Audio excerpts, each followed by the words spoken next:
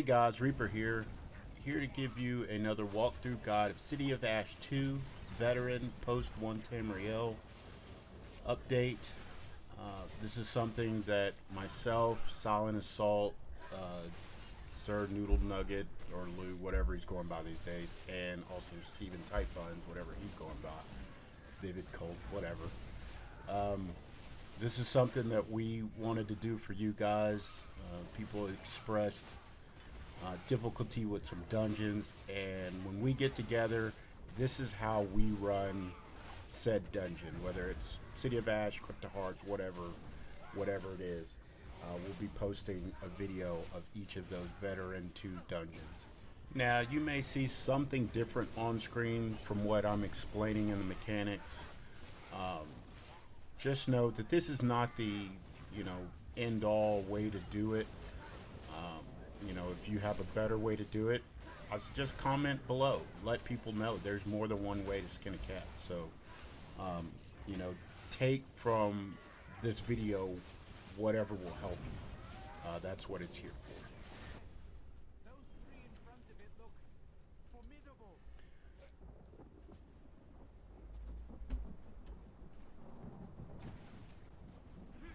Okay, for the first boss in City of Ash, we'd like to come around back of the portal and isolate the boss. That way you don't have to deal with the other two ads and most of the spawns that generally come with this fight. If you do it right the first time, you shouldn't have any problems. Should be one, actually 4 on 1. But a couple mechanics to look out for. Obviously, look out for his single target charged blast. Also, his AoE. If you see here, because this is actually our second attempt, we actually got too far away from the portal, which reset the fight. Kind of threw everything off, but normally we don't have to deal with those fire AoEs being lobbed by the flame atronachs. But it's a pretty easy fight. Again, just watch out for the AoE, large radius blast, and his single shot.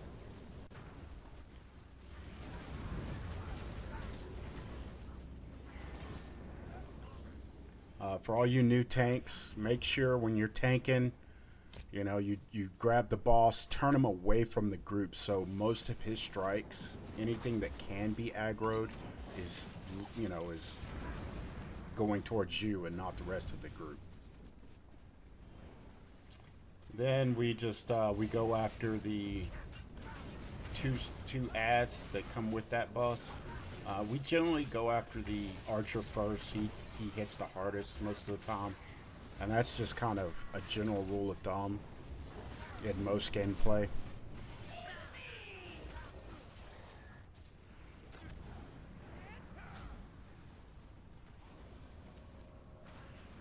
Anytime you have a healer healing, go ahead and interrupt him.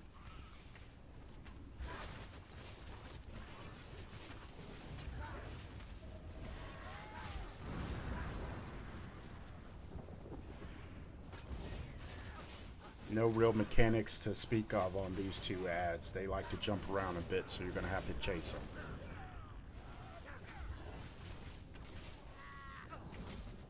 You see there are multiple interrupts going on.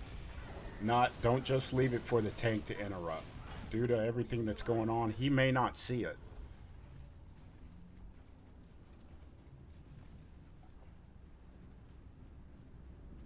And that's the first boss fight.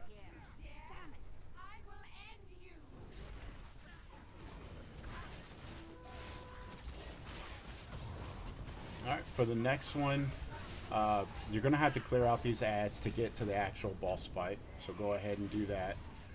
Try not to pull too much at one time.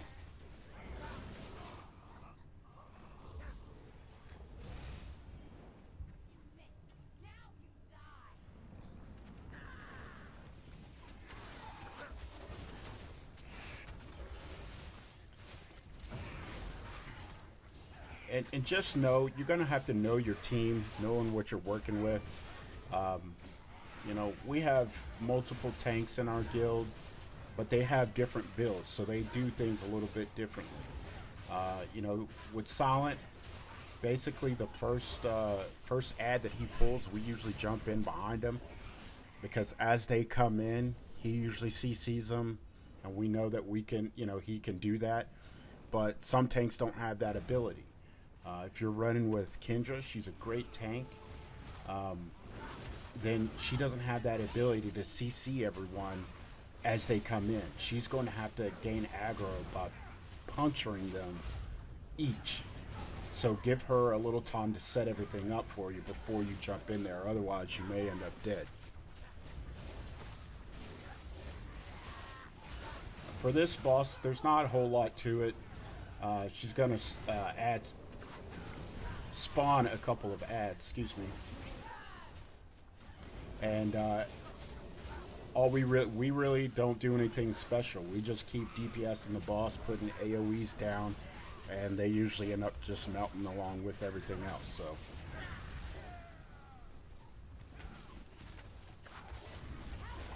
the only thing you really have to worry about in this boss fight is stay out of the red.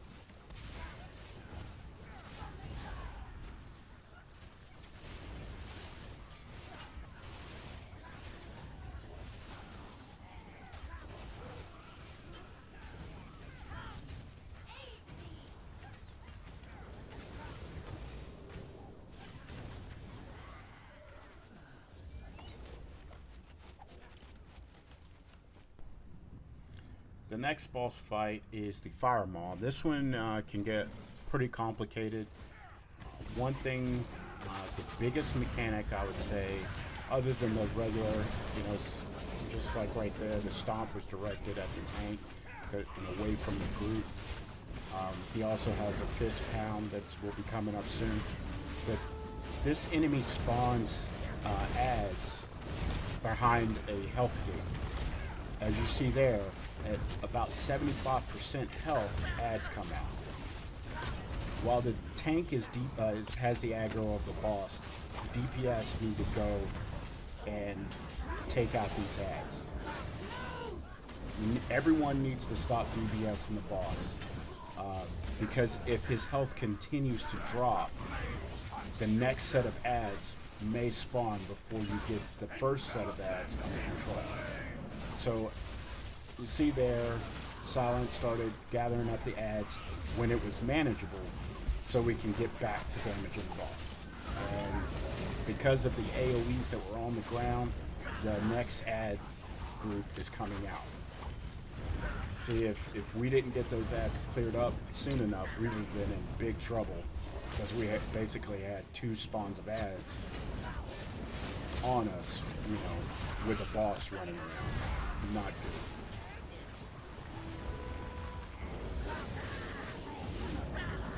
Alright, so we've cleared most of the ads. So back to DPS and the boss. DPS, be sure you stay behind the boss. Don't stand next to the tank. Alright, so we've got some more ads straggling in.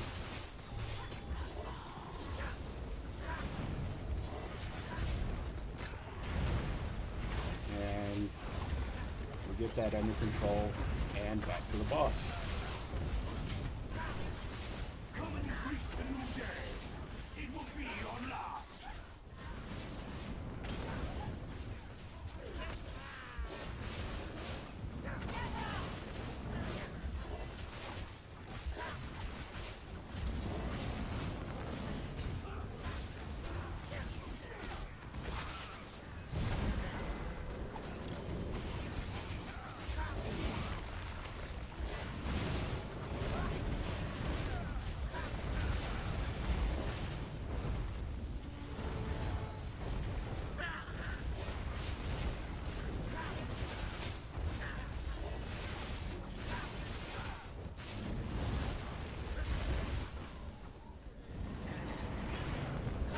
Now, generally, I know you just saw our healer picking up a DPS. Generally, we like to have our DPS do the picking up. That way, the healer can concentrate on making sure the tank stays down. If we lose the tank and the boss runs around free, more than likely it's going to be a wipe. However, in this fight, because of the ads, Tight Buns has to go ahead and pick up loot so I can keep trying to whittle down the ads and keep things clear. Now, next boss fight is the Ash Titan. This one can also be tricky. Thankfully, we have a great tank. So the way we run this is we start off DPS in the boss, staying out of the red. He has the large AoE explosion right there that I just got hit by. It's hard to dodge. You can, if you back up far enough, you can kind of sidestep that. Otherwise, I usually just take the hit and keep on going because we have a great healer.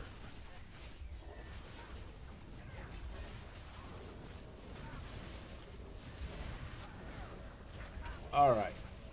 Once the boss gets to, I believe it's 65%, he's going to, and you can see in the background there's a, some type of atronach that spawns. And what Silent does is, while keeping aggro on the Ash Titan, he goes and takes the aggro of that ad and just kites him around the room. That's all he's doing. He's not looking to damage him or kill it. He's just running around the room to keep it out of our way so we can keep doing what we do, which is DPS the boss. Then 35%, there's another ad that spawns. Silent will go grab those, both of them, and continue to kite them around the room, all while keeping aggro on the boss as well. Because the aggro has not turned to damage us at all in this boss fight.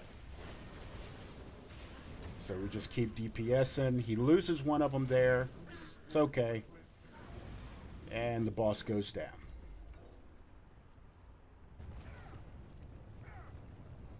Alright. I know there's some mini bosses, but we're going to skip those. There's really nothing to them. On to the main boss, Falcon Scoria. First thing you got to watch out for is that charge attack right there. Whenever you see his hands light up like that, block or dodge roll. And then he has his AoE fire. Just try to stay out of the fire. You're not going to stay out of all of it, but you know, don't just stand there.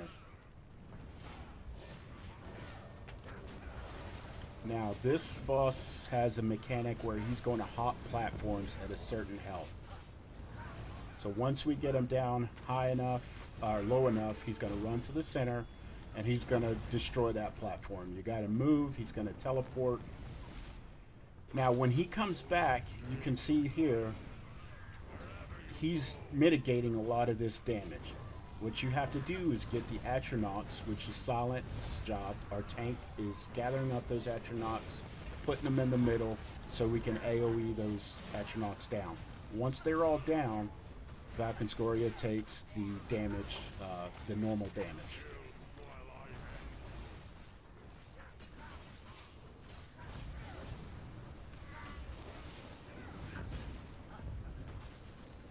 There, I missed the cue for the single target fire attack,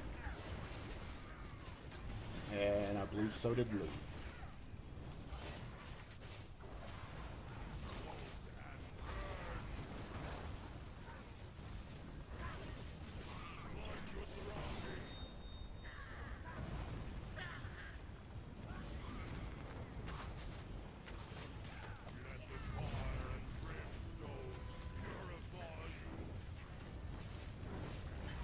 Okay, so normally we get this boss down, even on Vet, before he leaves this platform.